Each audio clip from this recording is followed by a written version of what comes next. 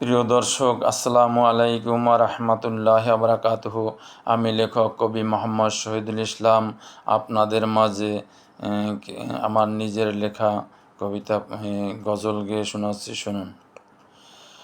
নামাজিরা আল্লাহর মেহমান হবেন হাসরে, পুলসিরাত পার হবেন তারা বিজলির আকারে।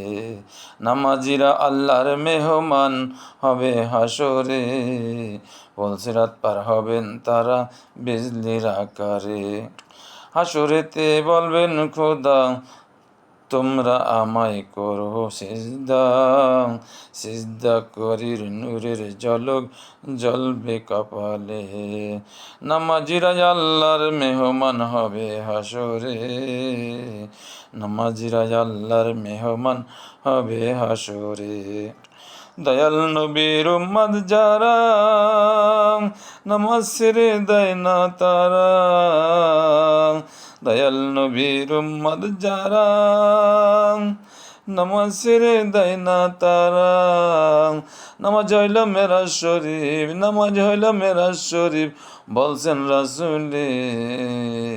আইরে মুমিন সবাই মিলে নামাজ পড়িতে, আইরে মুমিন সবাই মিলে নামাজ পড়িতে।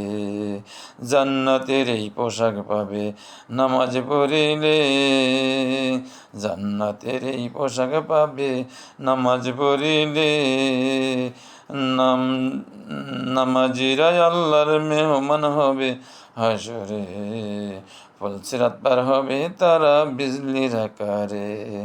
নামাজিরা আল্লাহর মেহমান হবে হাসরে, পুলসিরাত পার হবে তারা বিজলির আকারে।